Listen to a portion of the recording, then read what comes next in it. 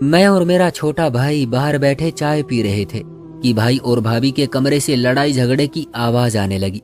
ये सुनकर हम सब चौंक पड़े, क्योंकि भैया और भाभी की शादी को सिर्फ चंद दिन ही हुए थे।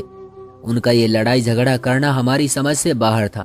हम लोग उनके कमरे की तरफ जाने लगे तो मम्मी ने मना कर दिया, बेटा रुक जाओ, पति पत्नी की लड़ाई है, अच्छा नहीं लगता कि तुम लोग उसमें बेवजह घुसो, मैं खुद देख लेती हूँ कि क्या बात है। ये कहकर मम्मी ने भाई के कमरे का दरवाजा खटखटाया और हमें वहां से जाने का इशारा किया। मैं और भाई तो बाहर आकर बैठ गए, लेकिन थोड़ी देर के बाद मम्मी के कमरे से ऊंची ऊंची आवाजें आने लगी। ऐसा लगता था जैसे भाई और भाभी के बाद अब मम्मी भी इस लड़ाई में शामिल हो चुकी है। अब हमसे रहा नहीं गया, हम उठकर अंदर गए। देखा तो मम्मी भाई को समझा रही थी, बेटे अगर सारिका इस घर के लिए कुछ करना चाहती है तो तुम क्यों उसे रोक रहे हो? वो इस बात की खुद जिम्मेदारी ले रही है, ऐसा गांव की औरतें कम ही करती है, तो फिर तुमको क्या मसला है? वो भाई को समझा रही थी। मैं और भाई समझ गए थे कि मामला क्या है। थोड़ी देर के बाद मम्मी बाहर आई। उन्होंने हमें बता भी दिया कि बात क्या थी। दरअसल हमारे गांव में जमींदारों का राज था, जहां जमींदारों को नस्ल दर नस्ल गुलाम मिल जाते, जिन्हें वो अपने कर्ज बंद कहते, और फिर उन्हीं के हाथों उनका कारोबार चलता। और ये जमींदार कर्ज बंदों पर हुकूमत करते। मगर हमारे घराने चूंकि थोड़ा पढ़ा लिखा थे, इसलिए हम उनके यहाँ नौकरी नहीं करते थे, ना ही मुश्किल वक्त में उनसे कर्ज लेते कि फिर हमेशा के लिए उनकी गुलामी करना पड़े। हमारी भाभी भी दूसरे गांव से आई थी, जो कि थोड़ा मॉडर्न थी, और उन लोगों को भी जमाने का सुहूर आ चुका था। तभी भाभी को जमींदारनी ने सिर्फ इतना कहा कि वो उनके घर में नौकरों की देखभाल कर ले, यानी कि उनकी निगरानी में नौकर काम करे तो उन्हें बहुत अच्छा पैसा देगी। भाभी को ये बात अच्छी लगी थी कि इन्होंने नौकरी करने को नहीं बल्कि नौकरों की निगरानी करने को कहा था, जबकि भैया इस बात पर गुस्सा कर रहे थे। भैया का ख्याल था कि नौकरी नौकरी होती है, फिर चाहे वो निगरानी हो या खुद किसी के यहाँ नौकर बन जाना। भाभी ने इस बात से असहमति जताई। यूं हमारे घर में ये बात लड़ाई बनकर सामने आई। मम्मी ने भैया को समझा दिया और कहा कि अब से ये नौकरी करने जाएगी, क्योंकि अगर काम इज्जत वाला हो तो इसमें कोई हर्ज नहीं है। भाई के लाख मना करने के बावजूद भाभी अब हवेली में काम करने जाने लगी। भाभी का काम नौकरों की निगरानी करना, उनके मामलात सुलझाना और दूसरी बातें देखना थी। उसके बदले में जमींदारनी उन्हें 10,000 रुपये नकद देती। हालांकि बाकी नौकरों की तनख्वाह 6,000 या 7,000 रुपये थी। भाभी का काम भी कम था और उन्हें तनख्वाह भी अच्छी मिलती। एक दिन का जिक्र है, भाभी को नौकरी पर जाते हुए तकरीबन 3 महीने गुजर चुके थे। मैंने देखा अब वो चुप चुप रहने लगी है, लेकिन घर के खर्चे खूब चल रहे थे। घर में नया फर्नीचर आने लगा और ऐसी ऐसी चीजें जो हमने पहले नहीं देखी थी। हम बहुत हैरान भी थे, जबकि गांव के लोग हमें ताने देने लगे कि तुम लोगों ने जमींदारों के यहाँ दोबारा नौकरी करके पढ़े लिखे घरानों की नाक कटवा दी है। बहरहाल हमें इस बात से कोई फर्क नहीं पड़ता था। अलबत्ता भाभी का व्यवहार संदिग्ध होता जा रहा था। अक्सर वो सुबह उठती तो उनकी आंखें लाल सुर्ख हो रही होती। एक दिन मैंने भाभी को इस कदर परेशान देखा तो चौंक पड़ी। भाभी क्या हुआ है? क्या आप रात भर सोती नहीं है? मेरे सवाल के जवाब में भाभी ने कोई जवाब नहीं दिया। उनका खाना पीना भी कम हो गया था और वो हर वक्त अपने कमरे में बंद रहती। एक दिन रात का वक्त था, मुझे नींद नहीं आ रही थी। मैं यूं ही अपने कमरे से निकली तो ये देखकर चौंक गई कि भाभी के कमरे की रोशनी अभी तक आ रही थी। आज भाई भी घर नहीं थे। मैंने जाकर भाभी के कमरे के बाहर देखा तो वाकई में उनके कमरे से रोशनी आ रही थी। उनके कमरे की लाइट अभी तक ऑन थी और वो बैठी हुई किसी काम में व्यस्त थी। ये देखकर मैंने भाभी के कमरे का दरवाजा खटखटाया। तब वो एकदम पीछे मुड़ी और हाथ में जैसे कुछ छुपाते हुए उठ खड़ी हुई। उनको बाहर का मंजर सही नजर नहीं आ रहा था। फिर उन्होंने कमरे की रोशनी बुझा दी। तब बाहर खड़ी मैं नजर आई तो मुझे हल्की सी आवाज में बाहर जाने का कहा। मैंने भी सही ना समझा कि इस वक्त उनके कमरे में जाऊं। वापस अपने कमरे में आकर लेट गई। मगर भाभी की ये बात मुझे समझ में नहीं आई थी कि वो रात देर तक क्या कर रही थी। अगले दिन भी ऐसा ही हुआ। मुझे भाभी के कमरे से रोशनी सी महसूस हुई। मैं कल की वजह से आज भी यही समझ कर गई थी कि भाभी जरूर कुछ न कुछ काम कर रही है, वरना अभी तक वो सो चुकी होती है। यही सोचकर मैं दोबारा उनके कमरे में गई। देखा तो भाभी किसी काम में व्यस्त थी और उनकी कमर दरवाजे की तरफ थी। मैंने अब की बार दरवाजा बजाया, भाभी ने कोई जवाब नहीं दिया। फिर मैंने सोचा कि ज्यादा शोर शराबा करने से अच्छा है कि मैं वापस अपने कमरे में लौट जाऊं, वरना आवाज सुनकर मम्मी और भाई भी आ जाएंगे। फिर खामखा तमाशा बनेगा। मैं अपने कमरे में तो आ गई थी, मगर मेरे दिल में उलझन सी थी कि भाभी रात को जागकर ऐसा क्या काम करती है जो वो दिन में नहीं करना चाहती। आखिरकार मैंने दिमाग में एक तरकीब सोच ली और अगले दिन भाभी जब के काम पर जाने ही वाली थी तब मैं उनके कमरे की तरफ गई, मगर ये जानकर मुझे हैरत का झटका लगा कि भाभी ने मेरी तरफ गुस्से से देखा और फिर माँ को बुलाने लगी। मम्मी को इस आवाज में पुकारा कि मैं भी डर गई। मम्मी आकर बहू से पूछने लगी तो भाभी ने मेरी शिकायत कर डाली। मम्मी जी, अपनी बेटी को समझाओ, ये रोज रात को मेरे कमरे में आकर झांकती है। देखो, इसे जरा भी तमीज नहीं है। एक शादीशुदा औरत के कमरे में झांकना बुरी बात है। मम्मी ने ये देखा तो मुझे तो पीटने ही लगी। तुझे क्या जरूरत पड़ी है अपनी भाभी के कमरे में ताक झांक करने की? शर्म नहीं आती? मम्मी मुझे पीटने लगी, जबकि मैं मम्मी को बताना चाहती थी कि भाभी हम सब से छुप छुप कर कोई काम करती है। खैर, मैं खामोश हो गई क्योंकि घर में किसी को मेरी बात पर यकीन नहीं था। भैया को वही 2 दिन गुजर चुके थे। तीसरे दिन हमारे घर में एक फोन आया जिसने हम सबको बेचैन कर दिया। ये कॉल अस्पताल से आई थी। हमारे भाई का एक्सीडेंट हो गया था, जिसके नतीजे में वो अस्पताल पहुंचा दिए गए थे।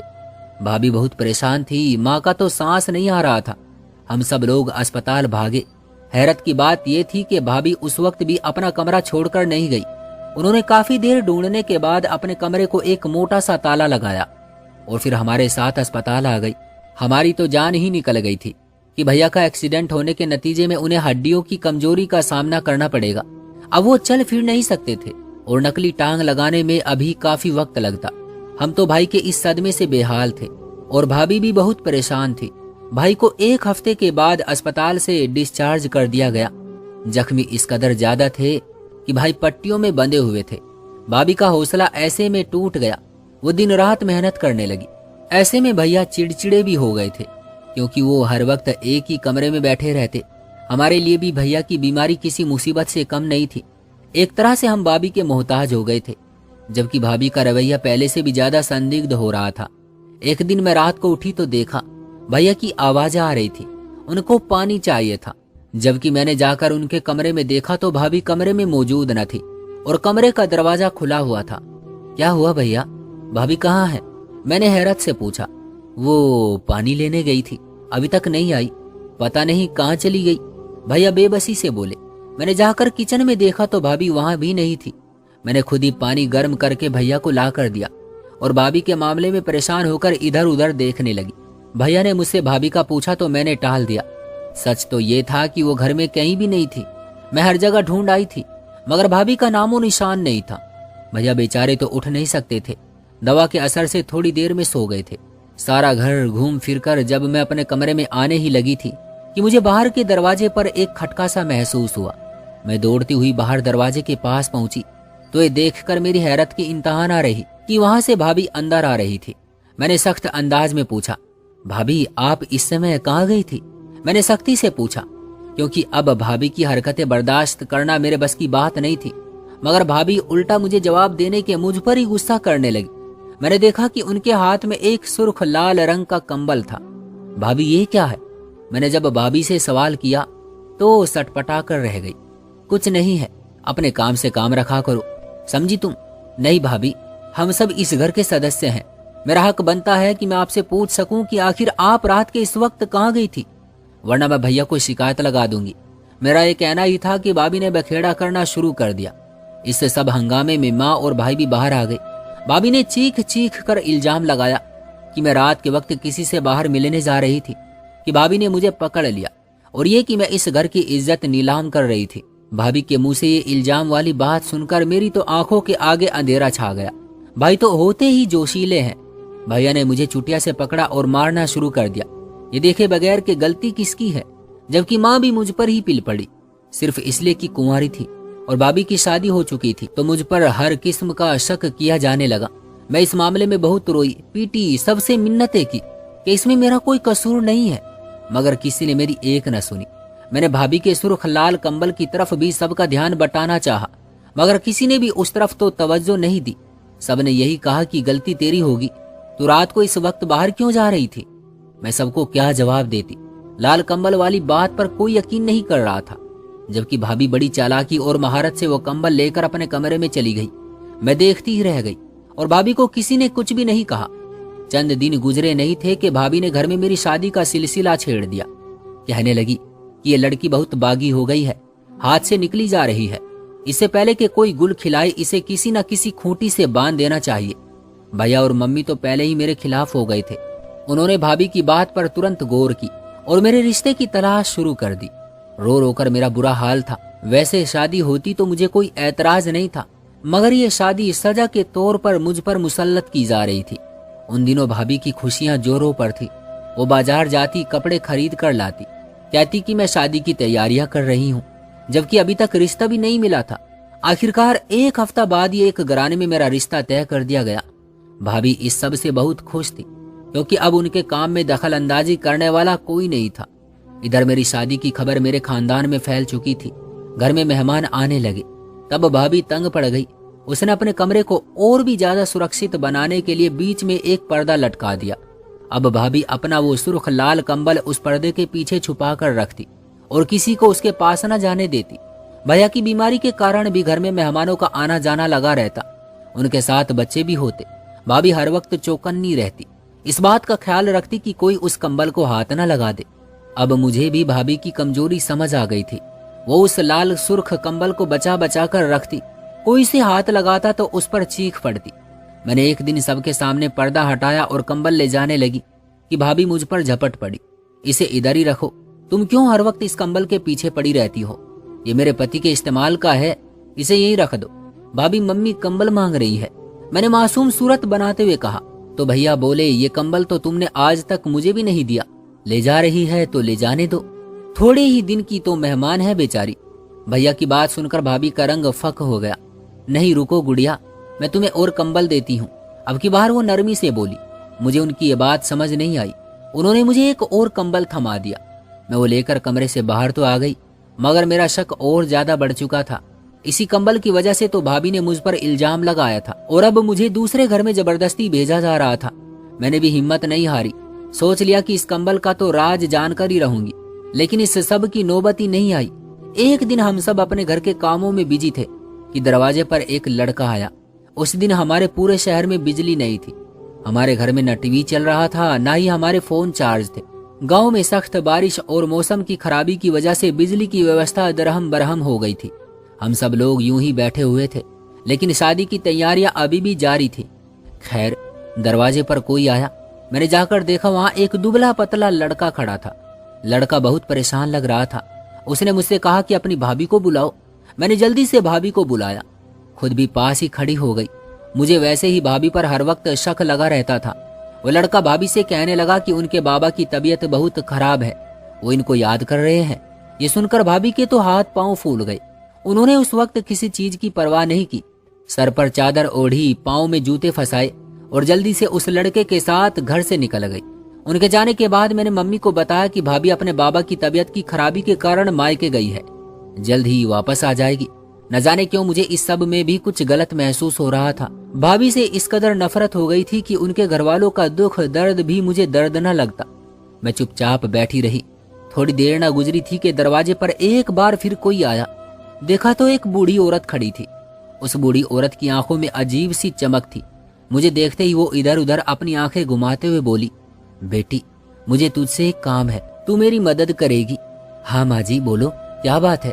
मैंने दिलचस्पी से पूछा। बेटी, मैं एक तंत्र विद्या सीख रही हूँ, जिससे मैं बांझ औरतों का इलाज कर दिया करूंगी।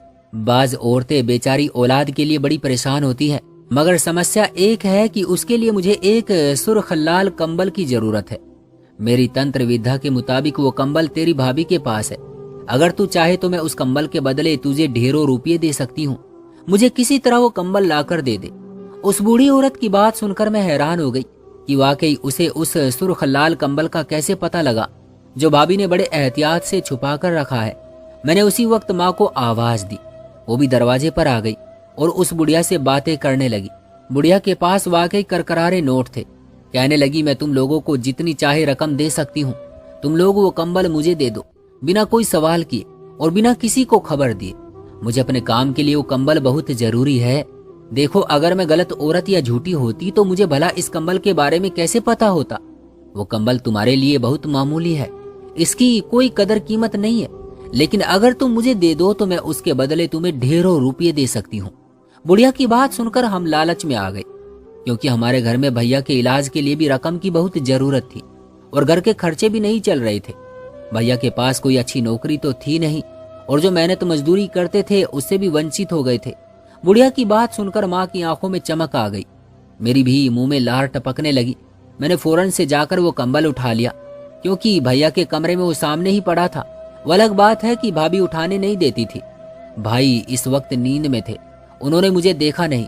मैं चुपके से वो कंबल बाहर तक ले आई। वो कंबल जैसा था वैसा ही उठाकर ले आई।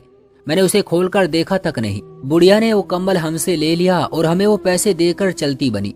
थोड़ी देर ही नहीं गुजरी थी कि भाभी भागते हुए घर के अंदर दाखिल हुई। वो बखेड़ा करती अपने कमरे में गई और वो कंबल ढूंढने लगी जो उन्होंने बहुत हिफाजत से छुपा कर रखा था।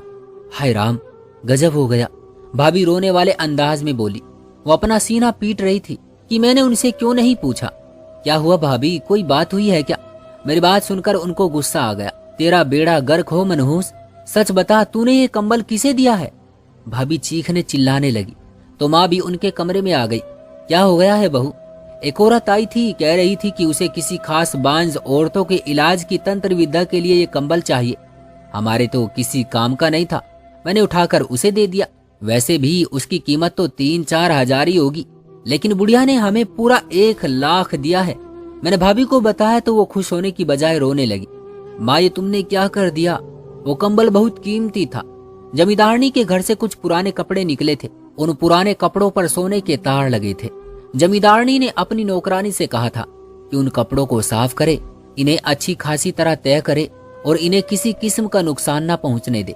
मैंने तो उन कपड़ों से बड़ी मुश्किल से एक एक करके सोने के तार उतारे और उस कंबल पर जोड़ती गई। मैंने सिलाई करके उन तारों का अच्छा खासा गुच्छा बना लिया था, क्योंकि वो तार असली सोने के थे। मम्मी, ये तुमने क्या कर दिया? मैंने तो बड़ी मुश्किल से उन्हें जोड़ा था ताकि मैं बेचकर रकम जोड़ सकूं। भाभी की बात पर हमारा मुंह खुला का खुला रह गया। तो उस बुढ़िया को कैसे पता?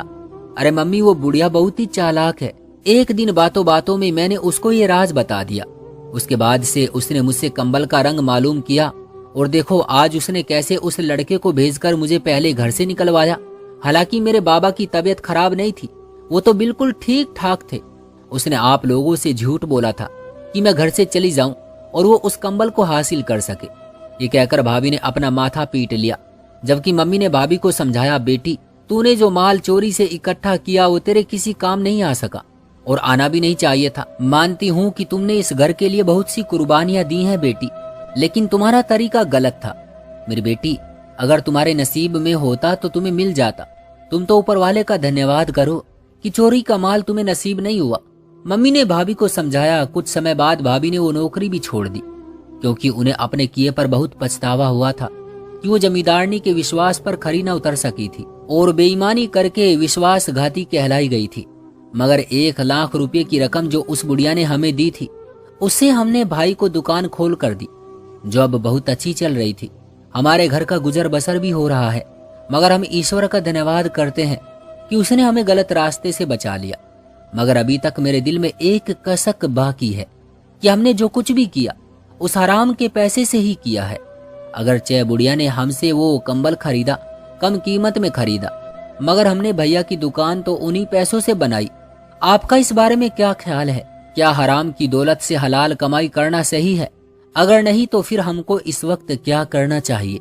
दोस्तों, कमेंट बॉक्स में जरूर बताइएगा। वीडियो को लाइक कर दीजिए और चैनल को सब्सक्राइब कर लीजिएगा, ताकि इसी तरह की आने वाली वीडियो आपको वक्त पर मिलती रहे। मिलता हूं अगली वीडियो में, तब तक के लिए धन्यवाद।